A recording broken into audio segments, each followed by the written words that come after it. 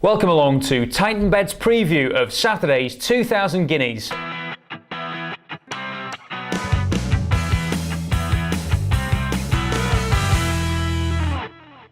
Well, welcome along to this Titanbet preview of Saturday's big race, the 2000 Guineas at Racing HQ at Newmarket. It is the 207th running of this classic race, and it is the Colts taking centre stage at Newmarket. I'm pleased to say I'm joined now by racing expert Paul Thompson to cast an eye over Saturday's race. Paul, a 40-1 winner last year in Night of Thunder for Richard Hannon. Can we maybe expect another big price winner this time around? Yeah, that was a shock 12 months ago when Kingman was denied by that 40-1 winner. We've had a 66-1 winner of the race in years gone by, 1961 I think it was, Rockhaven, if memory serves me correctly. We've got some big price ones in this. I think it's absolutely wide open this year. If you take the Titanbet market leader, Glen Eagles, out of the equation, some big prices.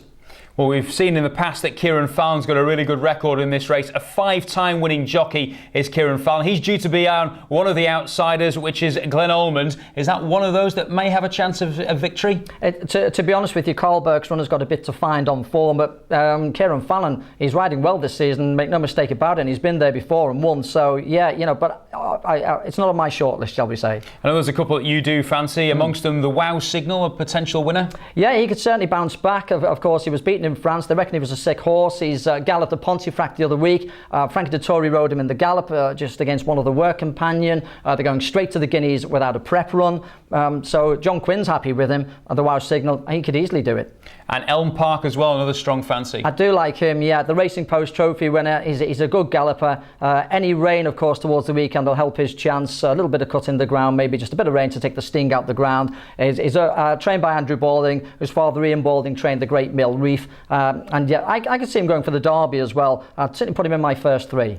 And we mentioned earlier on Kieran Fallon, the amount of success he's had in this race as a jockey. Aidan O'Brien has been very much impressive as a trainer as well in the 2000 Guineas. He's a 6-time winner of this race, and he's likely to have a strong hand as well on Saturday. Yes, it's a real stars roll call with the horses he's won the race with in the past, of course. He got Glen Eagles, as I say, was first past the post in France on his last start last season. He was first past the post, he was disqualified. He wasn't given a great ride that day by Joseph O'Brien. He's won 3 decent races though, all over 7 furlongs. He's won 3 times at the Curragh, and Glen Eagles, with it being Aidan O'Brien, he'll be a worthy favourite, and I wouldn't be surprised if he won. He may well have the race set up for him as well by a horse I fancy to make the frame, Home of the Brave, trained by the up-and-coming Hugo Palmer. Won the European Free Handicap. It beat Fadale, who was odds on that day. I don't know what was wrong with Fadale, but there was nothing wrong with Home of the Brave. He galloped relentlessly and he nearly broke the track record. I could see him attempting to make all. He might even win. He might hang on. Well, that's marked your card then. As far as the big race on Saturday is concerned, it is the 207th running of the 2000 Guineas at Newmarket. And be sure to check out all of Titanbet's markets